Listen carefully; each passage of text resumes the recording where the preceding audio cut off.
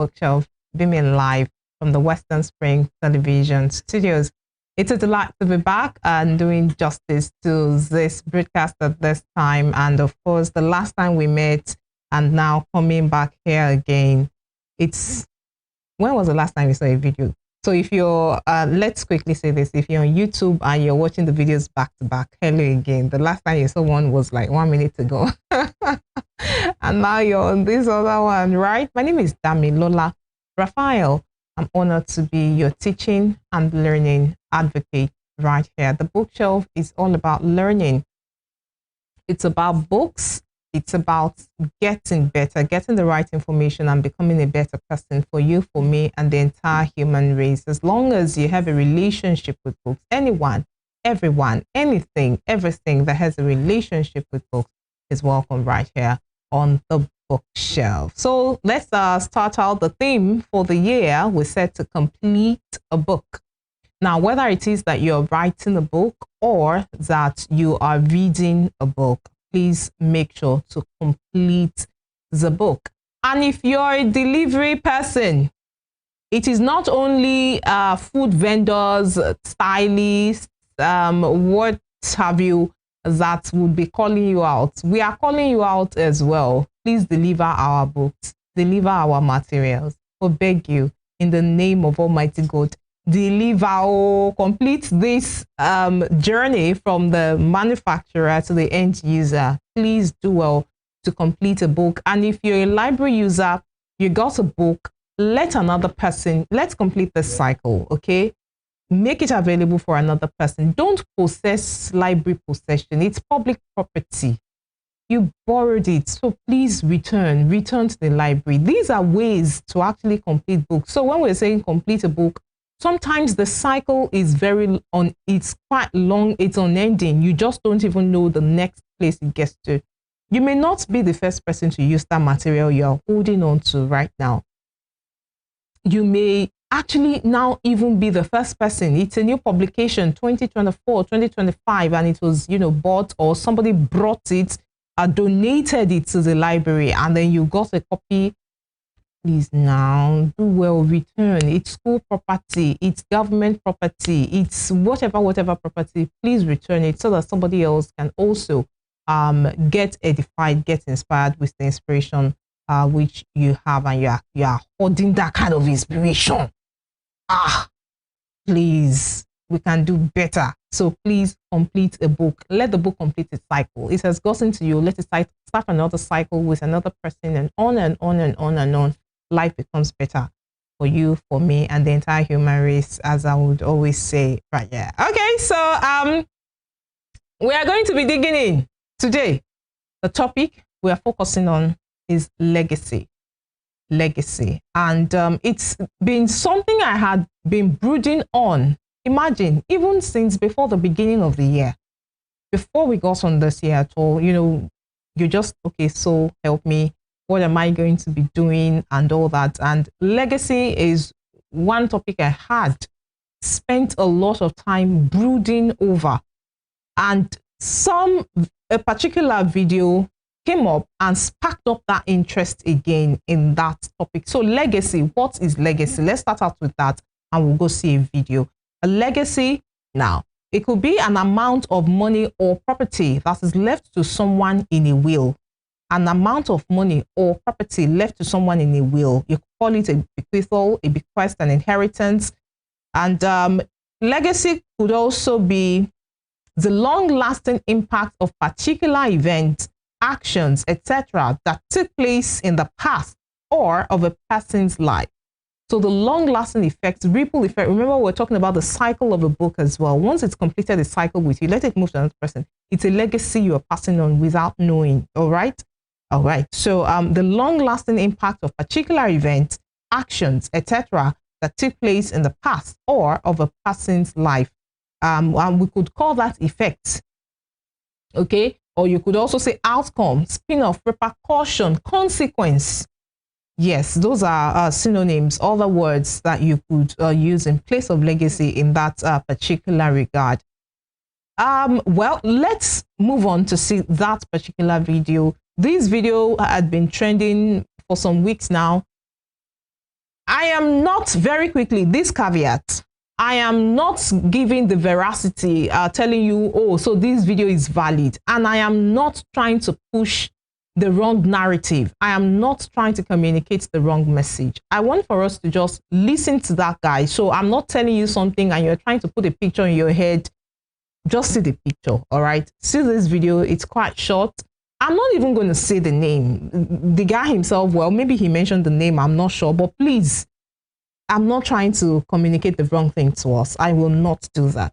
Let's just see the video and we'll come back to the message we want to pass across on the bookshelf for today. I'll be back shortly. I love your videos. Please don't die. I'm not going to reach 40 you. You understand? I know what I put my hand to. So I'm not going to reach 40. So definitely I'll go buy serious. So that will not be wild, that will not be shaking shake. Agreement and agreement. I don't agree. To my level, they will say everything I want. So if not, they talk about buying, I'll go buy soon. So just chill. Okay, so now you've gotten to say that video. I don't have to explain so much. Some of you have done so much research. You've even gone to, I'm understanding that some people are going to DM the person and all that. Now, first things first, it could be a means of publicizing whatever he wants to publicize. It could be true. It could be false. It could just be advertisement. Since most people are looking for money, after all, the first definition of legacy, I found out as well recently. I think I've mentioned it before on the bookshelf. And if I've not, let me say that on the side. That's when you're looking for the definition of success, it's usually fame, money, and all that before other things now come under. Just like you have for legacy as well, money, possession, property before now. Okay, so the long-term effects or consequence or the aftermath, as it were, of past actions and all of that. So it could be that this guy is just trying to push a narrative and, you know, just get people to come subscribe, because you'll be amazed at the responses he said he has been getting and that some persons have been seeing and all of that. A particular lady came out as well some time back and they fizzled out. I think I've gotten to the end of the show just by saying that. They have fizzled out. I don't want, as I said, I will not mention the names of these other ladies. I've given you one picture. That's enough. I don't want to bombard you with the wrong information so you don't start meditating on the wrong things. They fizzled out. I've concluded the show. That's legacy for me today. They just, they came and, you know, the whole trend, everybody following, I want to do this, I want to do that. People said they did it, blah, blah, blah. Well, it's how many years down the line? We are not even hearing. Okay, we are still hearing of one, but it's more like sound like a broken record. The other one just went. So some persons could use social media. Everything we have in life could be a weapon. It could be a tool. So some persons could use it as a tool that they would eventually weaponize. Just like you have your knife, it could be a tool. It could be a weapon, right? Good. So, so they come up with this as a tool to try to push a narrative to so many people. So many people seem to accept them, as it were. And then, well, some persons get in trouble down the line, but they don't get to come and tell people that they've gotten in trouble and all that. But that's not where we are going. Come this way. Let's discuss our own legacy. Learning is a lot of fun. I keep saying it's learning is wonderful. Learning is interesting. Learning is transformative. What? Learning is glorious. Learning, my world. So we are going to be looking at lives of authors who signed up for the right things, put their hands into the right things and got results. And I'm talking about people who lived beyond 60, beyond 70. Now, you may want to come up with, well, there are authors who also passed on before at a very young age and all that. How many of them can you name? Not so many, right? And these are people, their generations keep coming out to show that they are proud of their association or their relationship, their connection to them. I'm just going to be looking at three authors, and I'll be starting with the oldest. And that oldest actually passed on this year. We are focusing on reviewing, completing the book, which is our mandate for the year, completing the book. So she passed on this year we are in. And I'm talking about none other than Mabel Dorothy Okanima Shegun, popularly known as Mabel Shegun. And she passed on barely a month after turning 95. She was an accomplished poet, playwright, and writer of short stories and children's books. She was also a teacher. I mean, tell me about Coat of Many Colors. Whew. She was also a teacher, a broadcaster, and a sports person. That's the person of Mabel Shegun right there. Teacher, broadcaster, sports person. So really, tell me exactly what is it that makes life dull when you are learning. Abba, now it is not done. It's not done. You are not telling the truth. If you are saying learning is dull, I keep saying it. She was known for her significant contributions to literature and her impact on the literary landscape in Nigeria. Her works often highlighted themes of culture, identity, and the experiences of Nigerians, making her a beloved figure in the literary community. Her first book, My Father's Daughter, that's the title of the first book, was published in 1965 and has been widely used as a literature text in schools all over the world. And her books have been translated to German, to Danish, to Norwegian, and Greek.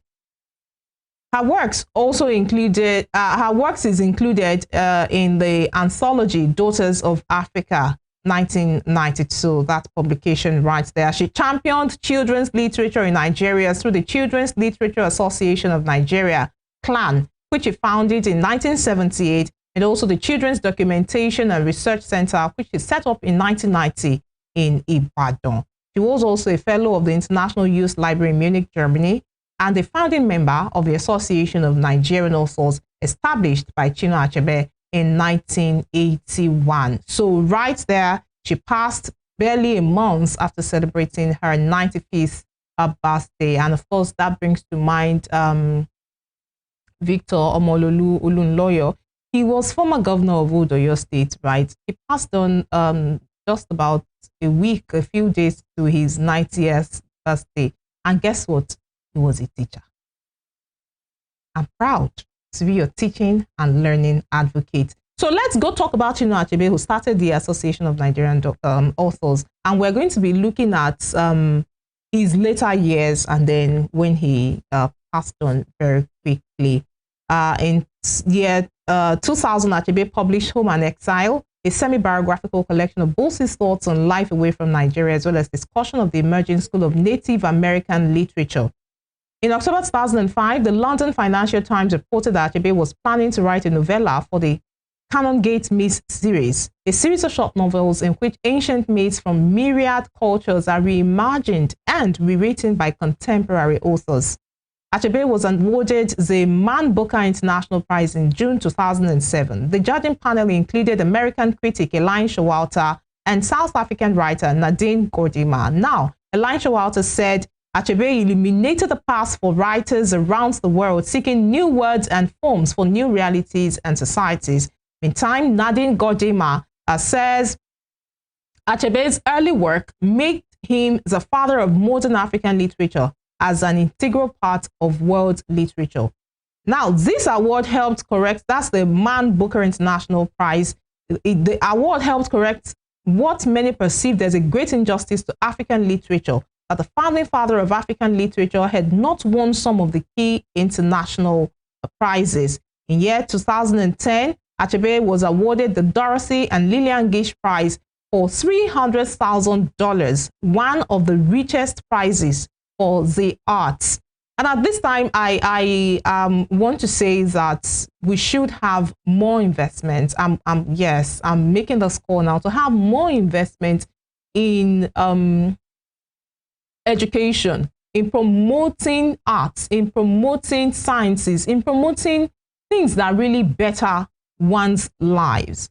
Achebe passed on at the age of 82. He was 82 when he passed on. Remember, I said I was going to start with the most recent and the oldest, Mabel Shegun. She passed age 95, and Chinua Achebe writes there. You know, if you go to Wikipedia and you check out how his name was transcribed, it looks almost Asian to me. Chinua.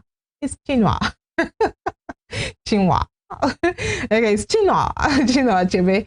Okay, and he passed on at the age of 82. And you know that as at that time, okay, let me stop thinking local currency. Let me just think global citizen. $300,000 in 2010. How many years down the line? I believe so much more can be done. So much more investment can be done. Entertainment is beautiful. I am a big fan of entertainment. I've done music here. I've sang, I've taught on lyrics and all that at different points, right? So entertainment is fine. I love entertainment, but without having those scientists building the camera, setting up the lights, coming up with what a fabric would be good with, okay, discovering gold, discovering and putting all this piece together, discovering what materials should be used or not be used in cosmetics. You can see it takes research, it takes all these things. So let's, I'm making this call, I'm making this plea for education. Let's do more with investing in education. It could be so little as equipping a library, donating books to the library. One child, have I mentioned William Kankwaba before? Please, you should go check him out if you're hearing this name for the first time. William Kankwaba. It was a book, he dropped out of school. His parents couldn't afford his tuition and all that. And today he's making waves around the world. Okay, so investment in education. Imagine that that book was not in the library at that time. It is important. It is important that we leave a legacy for the generations that will come in after us. Generations that will come in after us. Let's leave in legacy in cash. Let's also leave it in kind. It's important that we do that. So let's just wrap it up right there on Chinua Achebe. In 2012, Achebe published There Was a Country, a personal history of Biafra. And I should appreciate at this time Femi Olanipekun, who it was kind of like a back and forth between the two of us before I eventually read that book. I think that was 2020. What did I read it? But it was published in 2012. All right. Now, the work that There Was a Country reopens the discussion about the Nigerian Civil War. It will be his last publication during his lifetime. Achebe died after a short illness in 2013, March 21, in Boston, United States. The New York Times described him in his obituary as one of Africa's, and this is very humbling, I should say, quite honoring, you know, looking at father of Africa, Africa, not just limiting him to Nigeria. And when you're saying Africa, it's beyond the continent. Wanted to pass that across. So New York Times described him in his obituary as one of Africa's most widely read novelists and one of the continent's towering men of letters. The BBC wrote that he was revered through the world for his depiction of life in Africa. He was buried in his hometown of Ogidi, and that's talking about Chinua Achebe, who passed on in 2013 and still making waves, we should say. Legacy. What do you want to leave for the oncoming generation? I read the good book too, the Bible, saying the good man leaves good possession for his children's children. But that good book also talked about how that wisdom is the principal thing. See, let's get this straight. Great men are made by words, not by handing down piecemeals. Okay, so this structure, this building, this material, those things are very beautiful. Hey, I'll be happy if they just come now and give me something from my grandmother, my grandfather, children's children, right? It will be very fine to have that. But there are some letters, some information, some wisdom that I got from them. And worked with, is still working with some of them, and quite life-changing legacy. Let's go to the third person we have right here. This particular story, my goodness, quite touching, and I'm talking about none other than Buchi Emecheta. She passed on at the age of 72. And a long story. I like the fact that she included her mother's, foundation, the foundation for her mother, talking about how that she was a slave girl. The brother sold her into slavery just so that he could get clothes. Can you imagine? Legacy. We are reading his story now. Legacy sold her to a relative to buy silk head ties for his coming of age dance. One-day event. Legacy. And by the time, the mistress died, she became free. So she went back to the house and then married her father, of course, and she was born. Now, her father passed on when she was about 9 years old, and then her mother died when she was 16 years old. She went to school, of course. She got an education. Now, in 1960, she married Sylvester Onworthy, a schoolboy to whom she had been engaged since she was 11 years old. And later in that 1960, she gave birth to a daughter. And in 1961, their youngest son was born. Okay, Onworthy moved on. That's the husband now, Buchi Emecheta's husband. Onworthy moved on to London for his studies, and Emecheta joined him there with their first 2 children in 1962. In the next 6 years, she would give birth to 5 children, 3 daughters and 2 sons. According to Emecheta, her marriage was an unhappy and sometimes violent one, details of which she would incorporate into her autobiographical book, Second Class Citizen.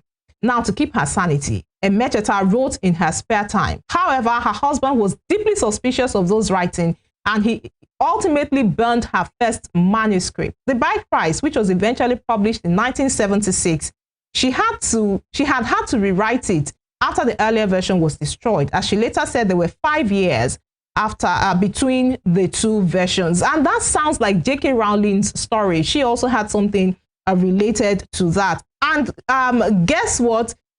I'm going to quote her now in her 1984 biography, Head Above Water. She wrote, "As for my survival for the past 20 years in England, from when I was a little over 20, dragging 4 cold and dripping babies with me and pregnant with a 5th one, that is a miracle." She went on to gain her PhD from the university in 1991. So what are the things that you have dipped your hands into? Funke Akindele said your hands got to be dirty, right? What are the things that you have dipped your hand into and you're thinking, no, whatever they are saying is the way out, and you're looking for a quick fix, hit me in the head, and I'm going to get rich. Money is not the principal thing. Wisdom is the principal thing. All of these experiences are those things that will be put together. We're talking about an Awolowo, for instance. We're talking about a Goodluck Jonathan. Just mention all of these names. They had stories. They had experiences. They had the processes that they went through. And today they are being celebrated the world over. Do not despise your story. I would have loved to talk about Jonathan and Sarah Edwards. If you look through their story, going through it between 1700 and now that we are talking, they've had 100 lawyers and a dean of a law school, 80 holders of public office, 66 physicians and a dean of a medical school, 65 professors of colleges of universities, 30 judges, 13 college presidents, 3 mayors of large cities, 3 governors of states, 3 United States senators, 1 controller of the United States Treasury, 1 vice president of the United States. These people went through their process, and we're talking about a legacy from 1700.